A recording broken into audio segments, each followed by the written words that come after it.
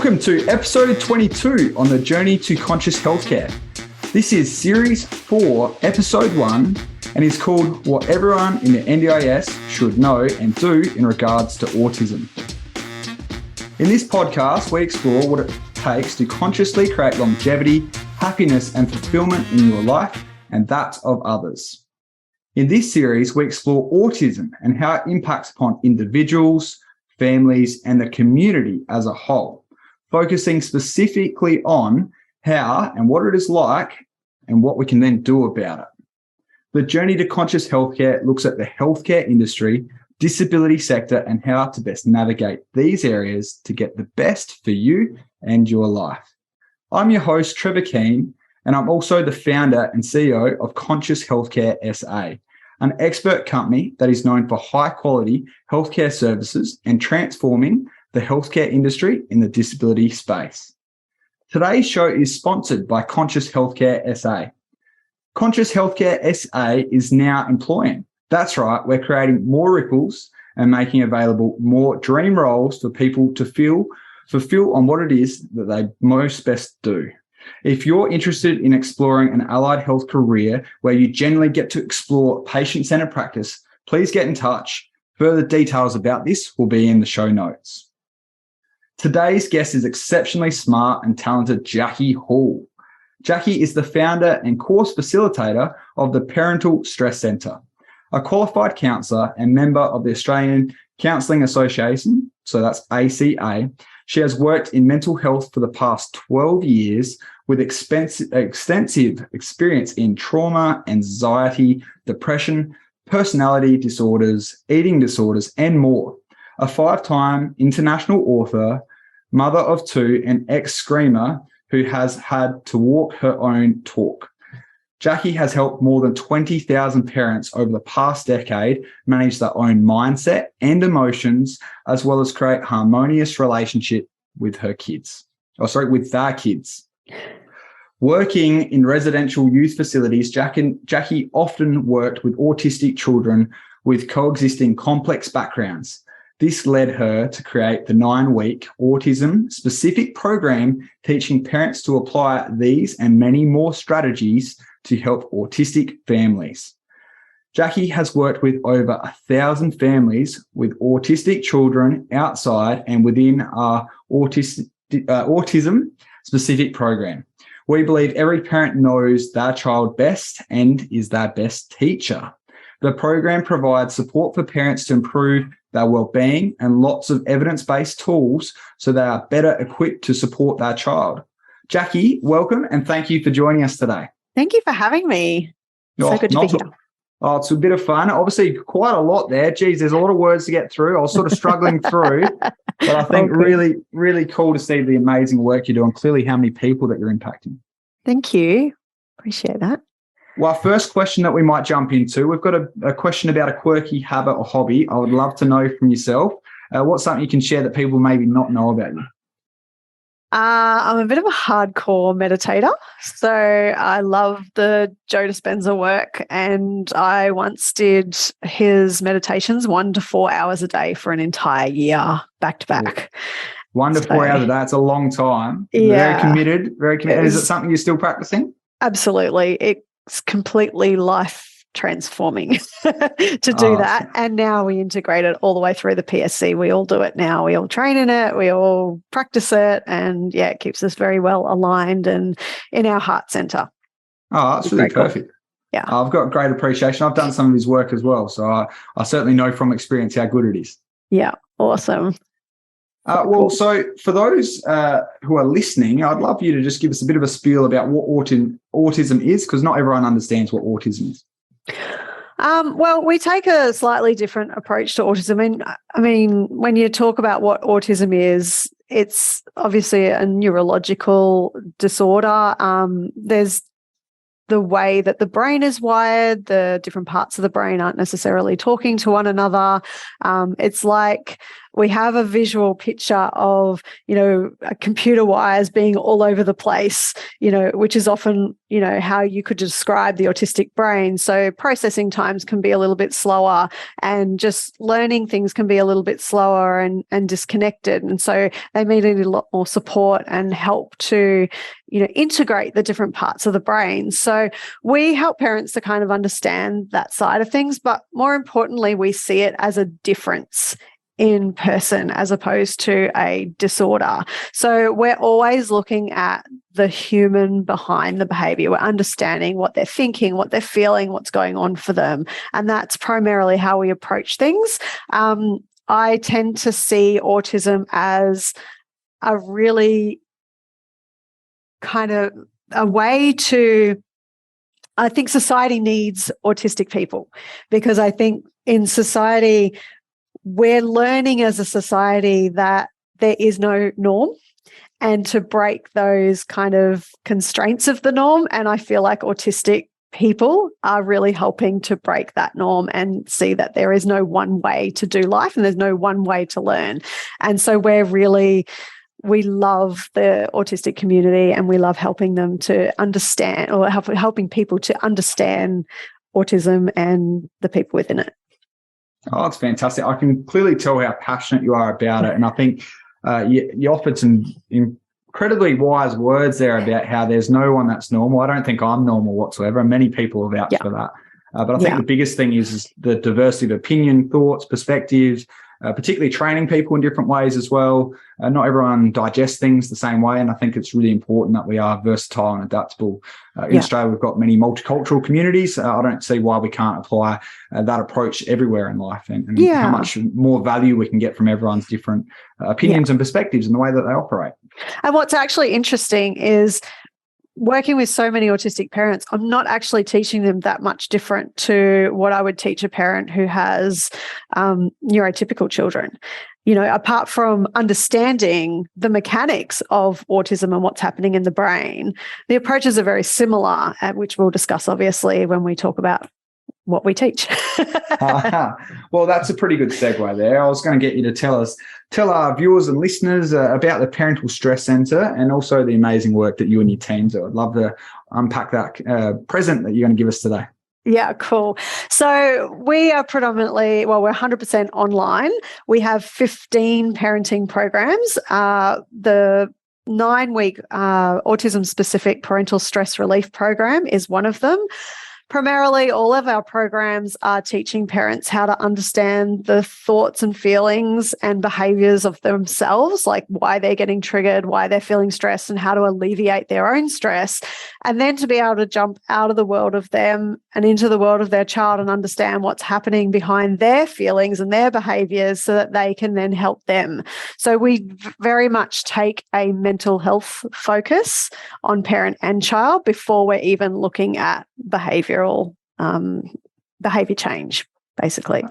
Absolutely. And I'm curious, just diving into that a little bit further. So the mental health approach, and I don't know if this is quite it, but what is it that then makes the Parental Stress Centre different? Because there's lots of different online courses and all that. So why you? Yeah.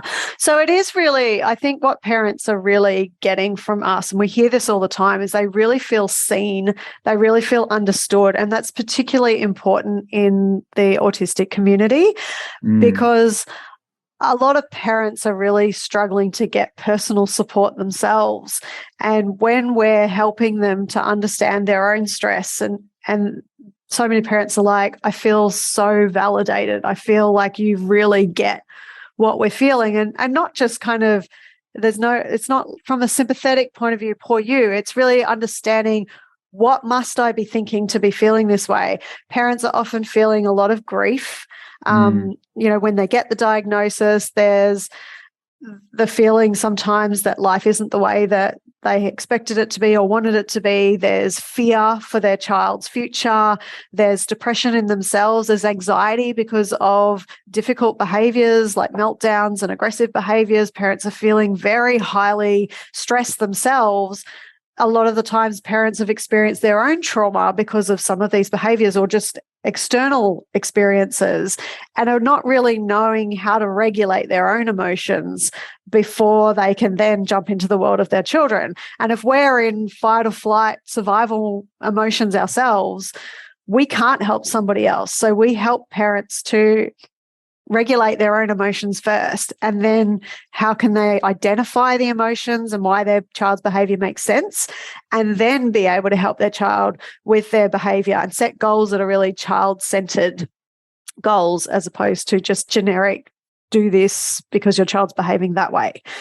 So that's what's really different, is because we're really seeing people and we're really helping them from that mental health perspective first, because that foundation is crucial to being able to affect change.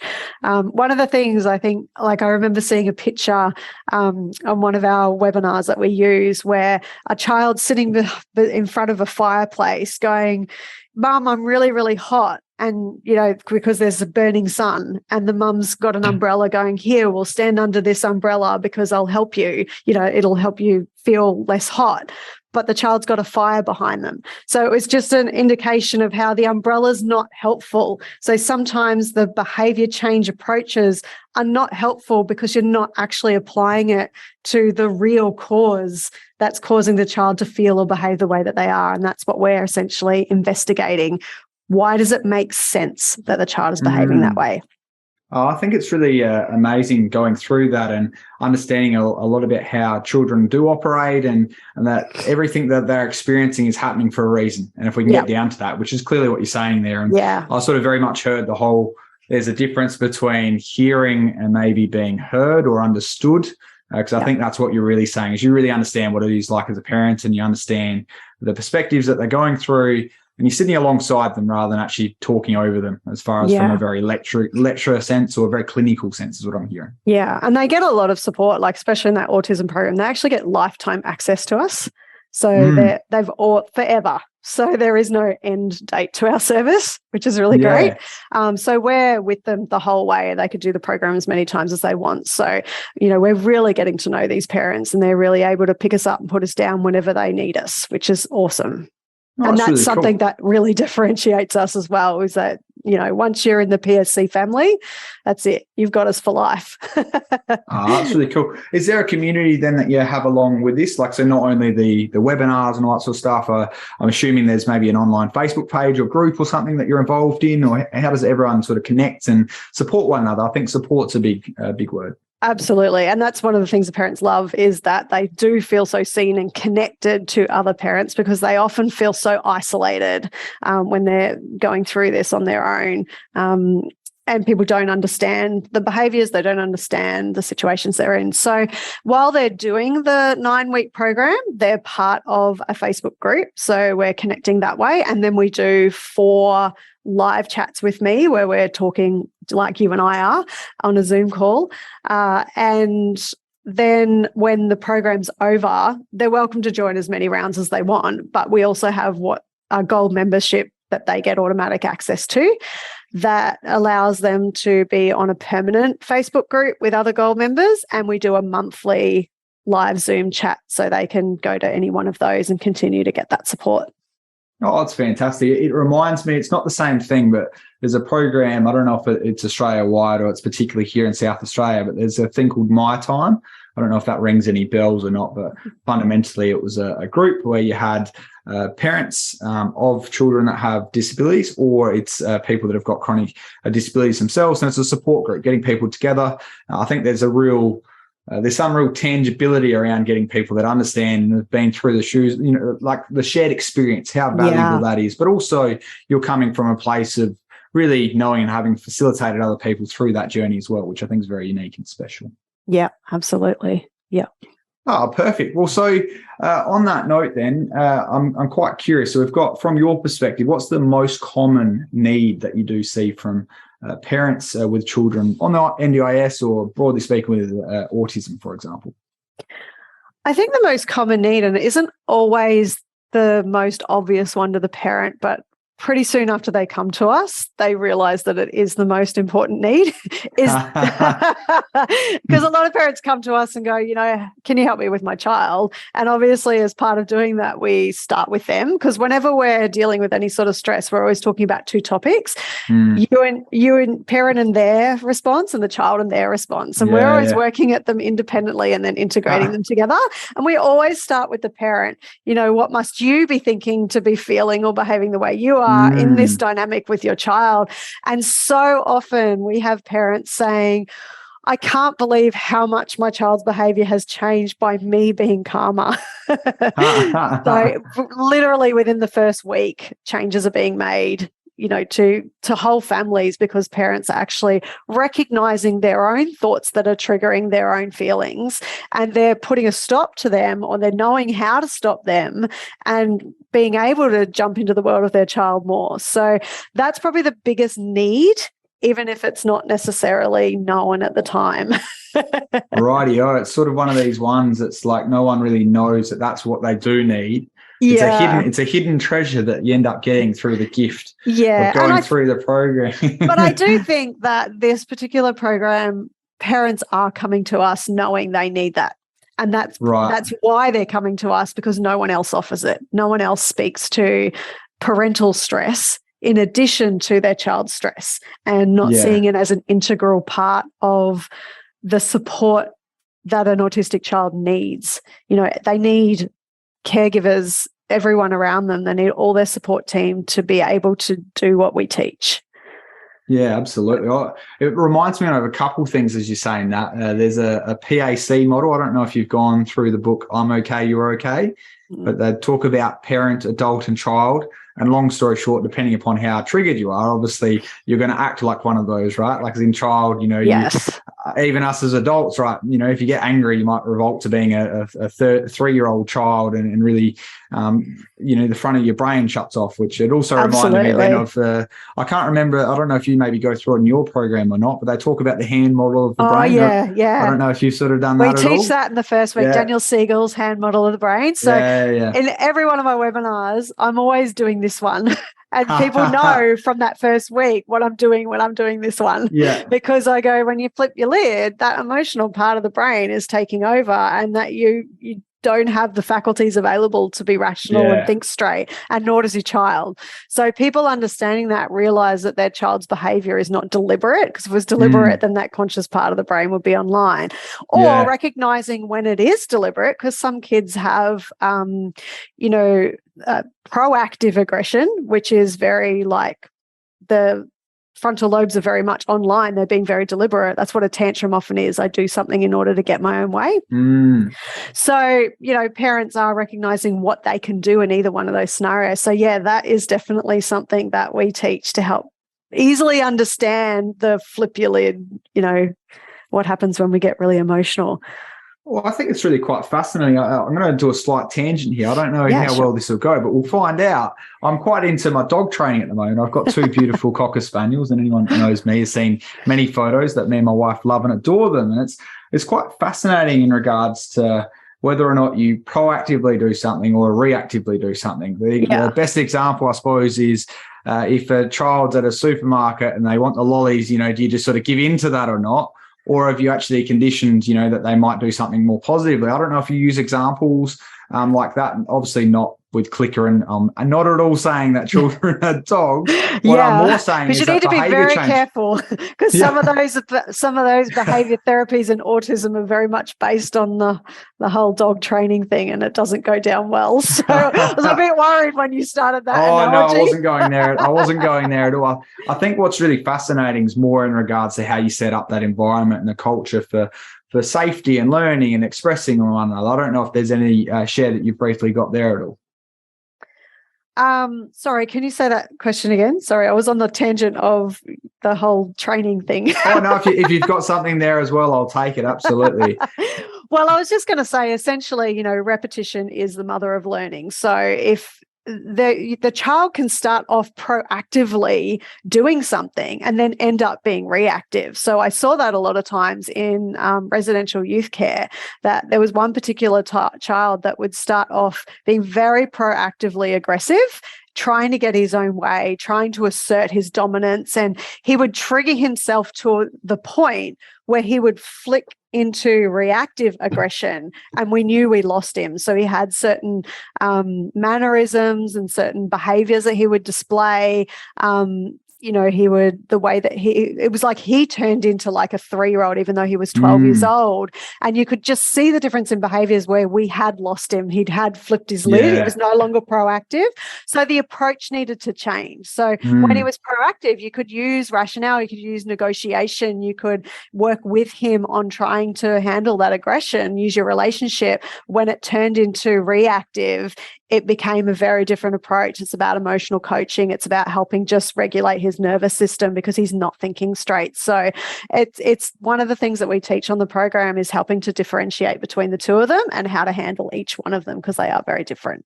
Oh, massive. I think I can see the real benefit of that. And I suppose the angle where I was coming at early in regards to the dog was more in regards, I don't think that when a child is doing the right thing, actually rewarding that behavior when they are listening. Whereas I think often, you pay attention to all the times when someone isn't doing the right thing and you're like, oh, if only you would change. But it's just like, if only you positively rewarded that person by giving them the love and attention and care when they do the right thing, that then builds upon that relationship and that trust as well. Yeah, definitely. And the difficulty with autism as well is there's so much complexity to how to handle certain situations and how to be able to identify what is proactive and what is reactive behaviors and what are the dynamics where I'm rewarding behavior that I'm actually wanting to change and where I need to change it. So we do a lot of work on detective mode and understanding why the behavior makes sense, obviously. And so it's really interesting. There was something else I was going to say about that. It might come back to me, but I just kind of lost it. But it was, PDA, that's what I was going to say, pathological demand avoidance. So things like rewarding and praising, if there's a child with PDA, and a lot of people aren't very aware of PDA because it's only just starting to be accepted in Australia. So we're teaching about that as well. But if a child presents with PDA, praise and rewards can actually do the opposite of what you're wanting because praise feels like it's a demand, and the PDA is all about anxiety, and the demand itself is what causes the anxiety. So you praise a child and they feel that sense of anxiety that I have to do that behavior again, and then they can't do it. So it's actually counterproductive. So it's all these little things to know about the autism spectrum that's really going to help parents to know how to understand their child and how to communicate effectively with their child, which is all the things that we teach, obviously. Well, I think there's hope that I've just heard out of all of that, because what I'm hearing is that it's not that parents are broken. They're not inherently broken at all. No, the big news out of all of this, there's hope. There's things that we can do. We can work on it. I'm a big advocate of Carol Dweck, and rather than they talk about mindset, right? Fixed and growth mindset. I'm really hearing the great opportunity that there is, that parents can grow, develop that bond with our child, and also how they then interact with one another. So there's hope there. That's the message I'm getting out of all of that. Definitely. Yeah. Oh, fantastic. Well, I might quickly jump in. So we've got Josephine Barbaro. Now, she's actually developed a tool which is called SACS. It's one of the world's most effective autism diagnosis tool, which is very interesting to myself as a health professional, and particularly knowing quite a few different people with autism as well. I'm just wondering what you think in regards to children getting early diagnosis and access to the assistance that they need, what that then may lead towards children. So like how will it help children and also their parents cope better? Yeah, I think the diagnosis is really valuable because the parent's going to get education earlier and the child's going to get support earlier. So it's just going to become a way of life for the child to be receiving that kind of support. And the parent is going to have the knowledge of the autistic brain and the needs of the autistic brain in front of her or him as the child goes through their developmental stages, as opposed, and it'll set up kind of positive supports. Whereas sometimes when you get down the line and it hasn't been diagnosed till 5, 6, 7, sometimes teenage years, it can, a lot of the, because when you think about everybody's functioning to pursue pleasure or avoid pain. And so there can be these patterns of behavior that the child has repetitively got themselves into because that's the only way they've known how to survive. So if a child is getting help right at the beginning, they're going to already have more productive strategies to deal with some of the challenges that they're going to experience on a day-to-day basis. So it's kind of imperative. I just love that diagnostic tool has become available because it's going to be so valuable for so many families.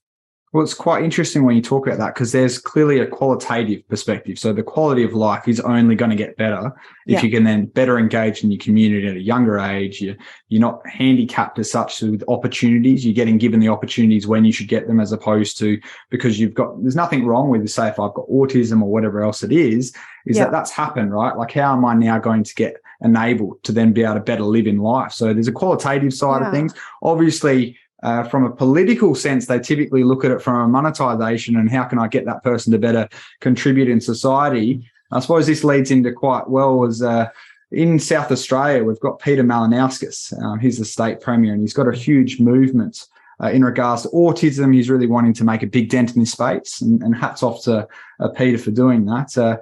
What I'm really interested in is he's got Emily Burke, who's only just done it today, is appointed as the Assistant Minister for Autism. So really great news. What I'm really interested in as we dive in, though, is so we've got the NDIS. So the NDIS is, I'll say, on my left, and then on the right, we've got the state government, which is responsible for for the education sector. And I often find that there's a bit of a gap between the two and one sort of pointing over at the other. And what we end up getting left with is people falling through the gap. So I'm kind of curious from your senses, what have you experienced and seen in this space? So we've got the NDIS and then we've also got the education system. How do you see that playing out with parents and families? I feel like there's a massive gap a lot of the time in what the education system knows about autism from a teacher level, teachers aid level, principals. It's almost like, because we run a lot of free webinars and we're getting a lot of educational professionals come to the webinars. And obviously we're speaking with a lot of parents as well. And parents are finding that they're having to advocate a lot for their child in helping get the supports that are needed. They're often having to go above the principal to the education department to get somebody to make sure those supports are going into place.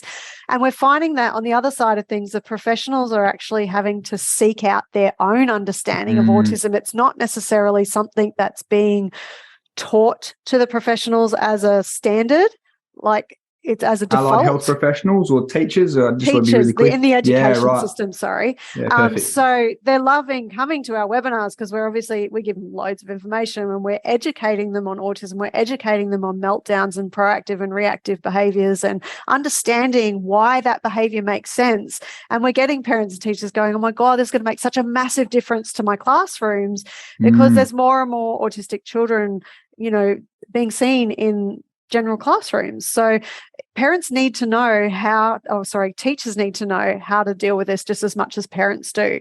So we are also trying to advocate for us to be more involved in the education system to support these autistic kids. So we're doing it from a parental perspective, but we definitely also need to be doing it from an educational perspective so teachers know. Yeah, and principals. Well, it's quite fascinating because what I'm hearing is so you're certainly getting involved with the parents, but there's a lacking from the education side of things as far as making sure that teachers are upskilled and understand, have the knowledge and the awareness and the know-how to what to actually do. So I'm kind of wondering if maybe Peter Malinauskas might want to take on an invite maybe and have a conversation with yourself, but particularly could end up making your program available and having teachers educated, because I know that they're talking about getting some head person appointed in each school as well, which is one of the election promises. I'd love to see that continue to happen, but I can see real merit in that. I'm kind of curious for yourself as if we did happen to have parents get access and teachers access to this program, what would the benefit and value be, you think? Understanding is in one word, to put it in one word, is understanding is really being able to jump into the world of the child and make sense of that behavior in order to put the right supports in place.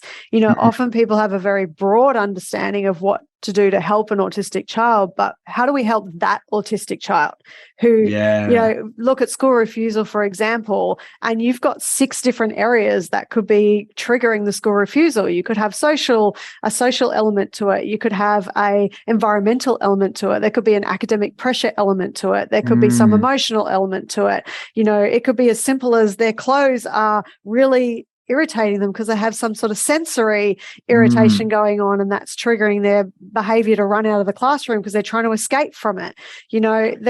And then it could be trauma. They could be getting re-traumatized every time they go into the classroom, and that's triggering behaviors. So there's so many different anomalies that could be going on for that child that we can't just go, oh, this child's feeling overwhelmed, let's, give them some time out.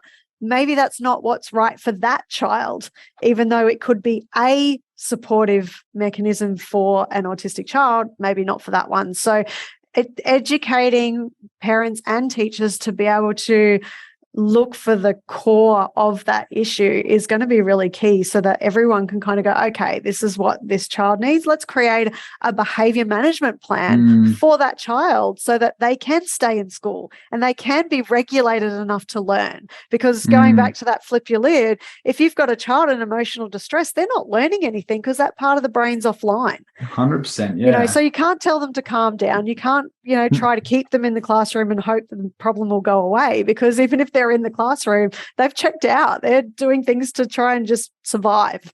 Yeah. So, well, it's quite amazing because I know I can share in regards, I won't mention who, but a family member of mine, someone that's in my network as such, and I know they've been kicked out of school on several different occasions, and it's really frustrating because this is a great young child, but fundamentally has a bit of an issue in regards to noise. The bell goes off and that sets him off, and he might hit someone accidentally or something like that. It's not that he's wanting to be aggressive. He just doesn't know how to handle that. And, like normalizing all these different things about headphones and it could be sensory. You mentioned many different areas why school refusal could exist. I'm curious as far as if there's much going on in that space. Are you involved in any advocacy as far as that as well? Or I don't really know how the needle's getting moved forward there.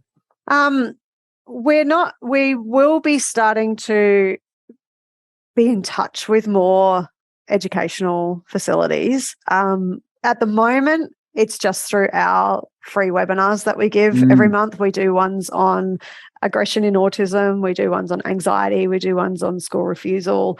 They're the 3 main topics that we do in our free webinars. So that at the moment is what we're doing, but we definitely want to go into that space of educating, to advocate for autistic children, because I do feel like there's definitely a disconnect. Like the onus is either getting, like sometimes the parents are putting all the onus on the schools and sometimes the schools are putting all the onus on the parents, and it really needs to be both that have this information and are working together to support the child, the individual child, in a child-centered way, not a blanket approach. Well, I'm hearing, so from an allied health background, what I'm hearing here is a few different things. Like from my experience involved in the NDIS, what I often end up seeing is the NDIS will say, no, that's a parental responsibility. So it's either a parental responsibility. So that's number one. If it's not a parental responsibility, no, that should get taken care of by the education department. So that's number 2. And then from there, if it's not that sort of problem, it's like bang over to the NDIS. So everyone's pointing fingers in different directions. And I just sort of can see, whether it's a developmental educator, whether it's an occupational therapist, whether it's a social worker, I think there's a real, it could even be a psychologist or many other different people, but there's all a of real the above. merit. Yeah, exactly. The merit of having everyone collaborating together. Absolutely. I'm a huge advocate for collaboration, because if you can actually get to the source of truth, I think we said this earlier, it's really the signal and the noise. We're seeing all this behavior, but what's the signal and the noise, and what's actually causing it? And as you said, it could be so many different things. Exploring that in a bit of a systematic way and providing the support where it's needed. There is obviously support needed at all levels, is what I've heard. The child needs support. Then we also need to have the parent have the support. And clearly, we've just heard that the teachers haven't actually got the support and training that they need as well. So I don't know if I've misheard that, but that's what I'm hearing out of all of that. Absolutely, because, the teachers have got, 25, 30 kids in a class, like they're not always having time to even investigate what's going on for that child. And even if they did know what was going on for that child, they're not necessarily skilled up in how to deal with that child and how to deal with that child in combination with the 30 other kids in their class. So a lot of teachers are very stressed out as well, but it is a very integrated approach. Like we were saying, repetition is the mother of learning. If you've got the parents doing the same things as the teachers, the child is going to learn how to regulate their emotions and what to do when they're feeling really stressed in those kinds of situations. And that's going to benefit the child. As it stands now, a lot of the time, the child, if they are even going to school, they're completely masking, they're stressing out, and then they get in the car and it all unleashes because the child's been masking all day and they've reached their emotional tip over point, and the parent cops it all. And the teachers might go, oh, but the child's fine, because they're not able to pick up those key things that show them that the child is actually struggling, but they're actually masking it, or they don't know what's even happening at home. So they don't understand the child's behaviour enough to be able to, check in, see how they're going, or just even put systems in place that helps the child. So the parents are often copying it at home. And if they're seeing those sort of behaviours at home, they think it's a parental problem, but actually it's a school problem, and the parent gets to see the end result of the school problem. So they definitely need to integrate together. Well, I'm kind of curious. It makes me want to speak to Bill Shorten, which I'm happy to get in touch if you like, Bill. But we've got parental responsibility is one thing there. But as in what I'm hearing is, neuroplasticity, so repetition, right? So it's really important to do that. One of the things that I hear often in the NDIS or the disability sector is fundamentally, if there is about repetition or that, then that makes it sound like that something should get done at home or something should get done at school. But if you're doing the same things that all the time. It should get done everywhere. And so maybe we've got a responsibility at each individual level to play our role in part funding that. Because I want to have less of a funding discussion and more of a impact discussion. How are we actually going to further this and make the biggest impact? Because ultimately, if it's happening at a younger age, as we just spoke about earlier, it's going to have much bigger impact. So yeah. I feel like we can make the decision. We're already there. Yeah, that's right. Sign me up. Let's do it. Well, on that note, I'd love to know in regards to some of the roadblocks that you and your team have encountered when navigating the NDIS, and how do you sort of overcome those as well? I think people understanding our program, and sometimes I think LACs especially, they're so overworked. They've got so many cases. They don't have a lot of time. They just see a parental stress relief program and go, that's not in your child's NDIS. And they don't actually understand what it is that we do, because often when we have a conversation with them or plan managers, and we actually describe how this is meeting the child's emotional goals and their NDIS plan, they go, oh, that sounds fantastic. Yeah, definitely. Where's the start to finish? So I'm saying to you, I'm saying, Jackie, I'm not funding this. And where's the conversation go to from there? Because I'm kind of curious, because this is very useful for many people listening, that they're going to go through this, and now you'll be able to justify it and also then show how it comes out. So I'm saying, no, Jackie, I'm not funding that. I don't see how it's going to help little Billy. It's not going to help Billy. What do you say? Well, because most children with who have an NDIS plan, who have autism, already have goals around emotional regulation or mental health improvement. And our program is teaching parents how to support that. And a lot of the plans actually say, my parent or my mum or my dad is going to help support me in regulating my emotions. So we're helping them to be able to fulfill that goal. So as long as they're self-managed, plan managed, and have money in their capacity building, and they have goals along those lines, then we absolutely match that as good value for money. And I don't have all the terminology, unfortunately. My business manager, Christy, she has all the lingo. She takes up all of the fights, and she does the reasonable and necessary. Yes. Don't you worry, I've got all the lingo in the world. That's the one. Reasonable and necessary. Dictionary is vast. Yeah, so she's often going into bat, and she's going, look, at the end of the day, these guys are not trying to win a trip to Disneyland. You've got a real person at the end of this, and they're really needing that support. And our access is lifetime access. So that's one of the other barriers, is they say, we won't pay up front, but we say, but they get access to all 15 of our programs straight away.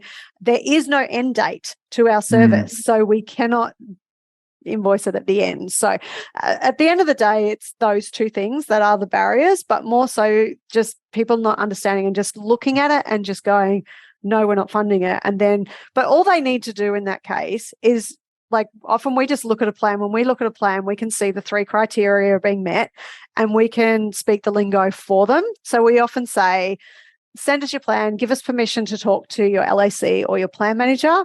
We will advocate for you. And 99.9% of the time, we will actually win them over because we speak facts to them as to what the program is, what we're teaching, and how it's actually going to meet those goals, which is all the NDIS is interested in anyway, is that it's good value for money.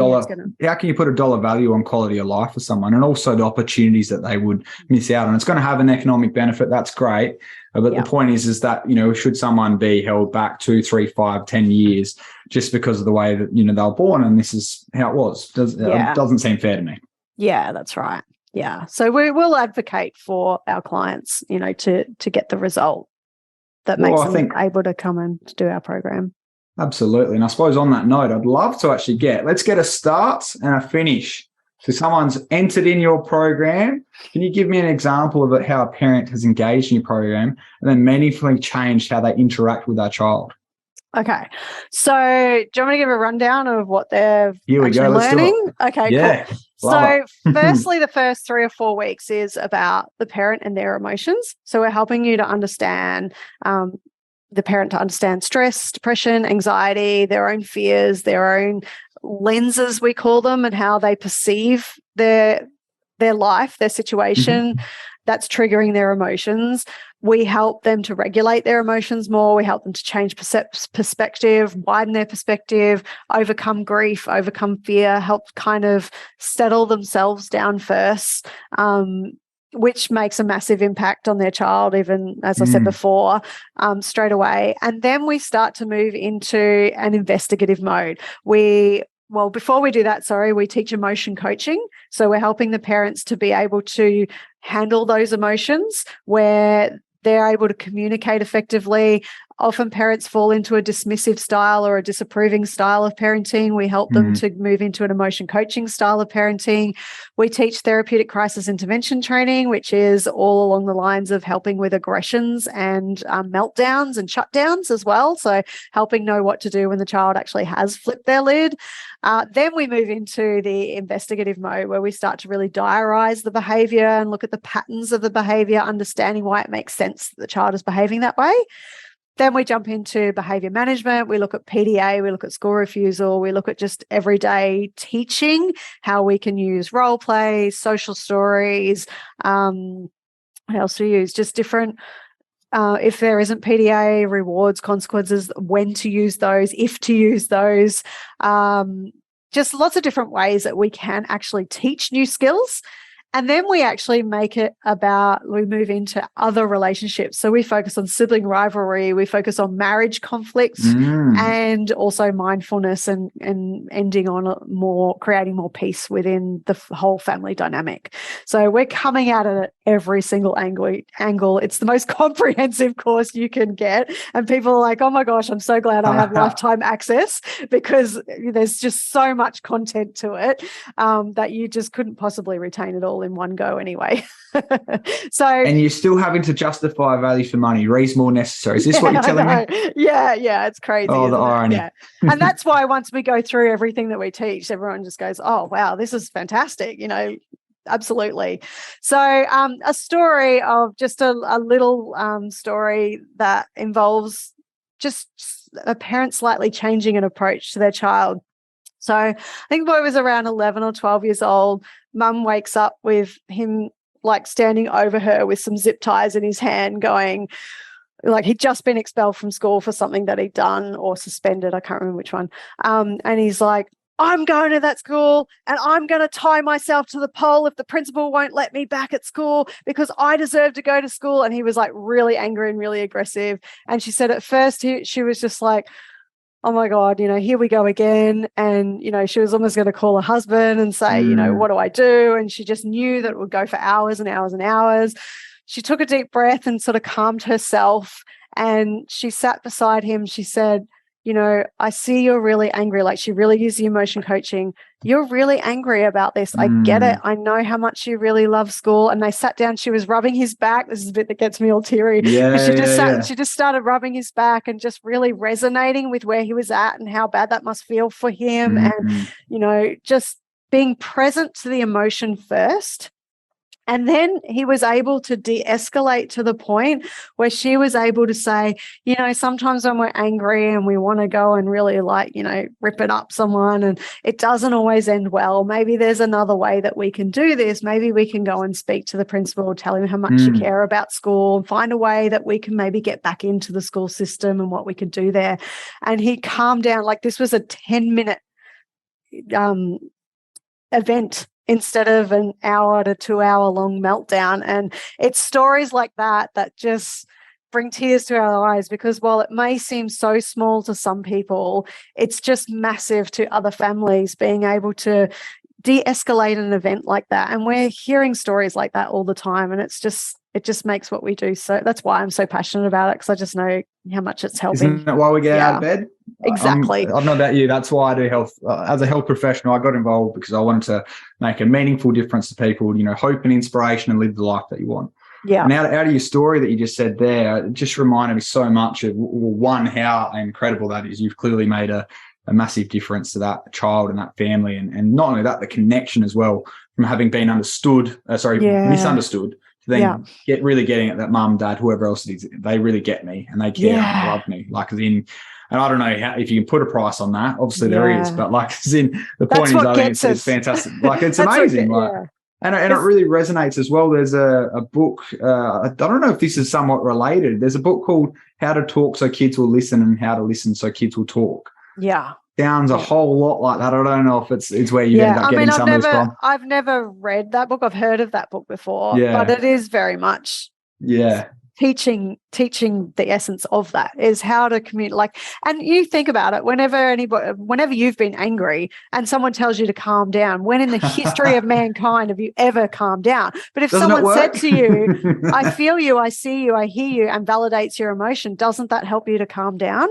Oh, absolutely. Yeah. I mean, it's amazing. I mean, this whole thing of emotional regulation, it is simply awareness, right? And then the awareness and ability to act in a way which positively moves you forward, you know what I mean, towards whatever that is. So, and sometimes we need to be that for the child. Yeah. We need to be the emotional regulator for the child so they can co-regulate with us. Yeah. Sometimes they're not picking up on those subtleties to learn it for themselves. Yeah. So it has to be a deliberate thing that we're teaching. It's not that autistic children can't learn. It's that you just have to be more deliberate at teaching them and finding different ways to get into that learning center and doing that with repetition.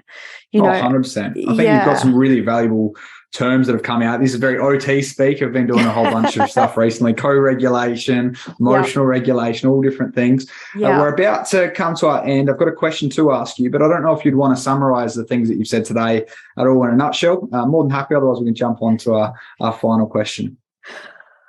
Oh, I don't know whether I'm capable of summarizing all of that. Any key take-home points that you'd like? Someone that's snipping in and they only get 2 minutes or a minute of summary as far as the key things.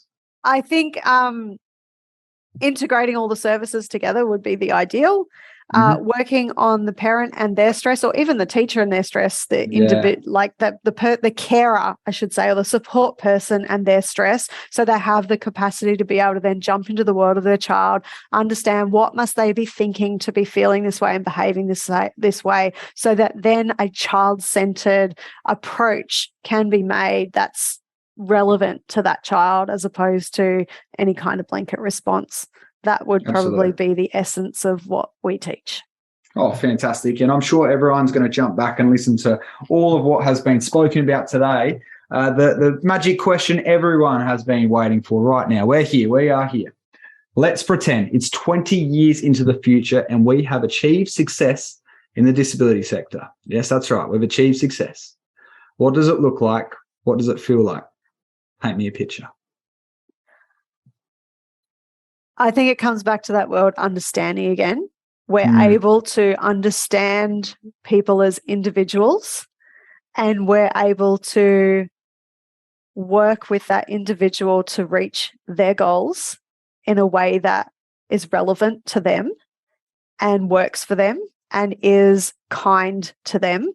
So we're working with their emotional state and exactly where they're at in their development, their personal development or their brain development.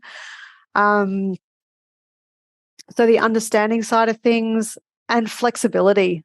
I just feel like we've got a growth mindset and we're not saying there's one way to do things. We're going, let's look at the individual and let's learn from every single individual and let's integrate our services. So in an ideal world, I think every child would have an integrated team that just automatically comes with a diagnosis. We're helping the parent, we're helping the teachers, we're helping the occupational therapists are involved, the psychologists involved, behaviour therapists are involved, psychiatrists involved. We have a team and they're all talking to one another. Oh, that's going to be the ideal. They're all talking to one another. They're all on the same page.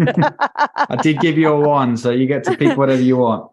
Yeah, I think fantastic. That in general in the mental health field is what is needed, is that different professionals need to actually talk to one another and be on the same page. I love that. I heard a world where we are all understood. Yes, absolutely. That's the take-home message I got out of that. Yeah. Well, that brings today's episode to an end. I hope you have found it educational and learnt something from it.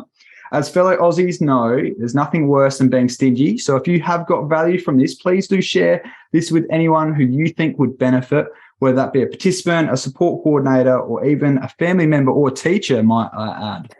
Jackie, before we close off, how can people best get in touch with yourself and transform their lives through your program? Sure, you can find us at parentalstresscentre.com.au, I think.